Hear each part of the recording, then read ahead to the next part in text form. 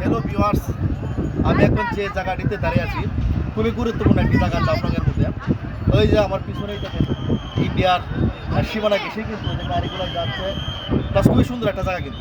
এবং এই যে দেখেন আমাদের ইন্ডিয়ান পতাকা এবং এই যে আমাদের বাংলাদেশের পতাকা, দুই দেশ দুই দেশের পাশাপাশি দুইটি পতাকা, রাষ্ট্র ভিন্ন, মানুষজনও কিন্তু একই, কিন্তু থাকলে কি হবে, রাষ্ট্র তো আমাদের ভিন্ন এবং ওদের জায়গাতে আমরা যেতে পারছি না, ওরা আমাদের এখানে আসতে পারছে না। ওইখানে এই যে প্রচুর পরিমাণে দর্শনার্থী কিন্তু আমাদের বাংলাদেশের আসছে।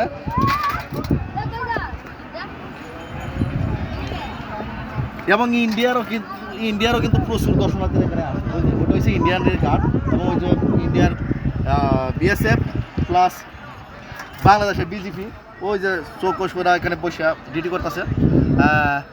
যারাই আসবেন খুবই ভালো একটি জায়গা, ভালো একটি ফিল উপলব্ধি হয় দুই দেশের মানববন্ধন, যেহেতু এই যে মানুষজন ওখানে চলছে, নৌকাতে ইন্ডিয়ান লোকজন চলাচল করতেছে এবং বাংলাদেশের সীমানার মধ্যে বাঙালিরা গোসল করিতেছে। তো সবাইকে আসার জন্য সুস্বাগত।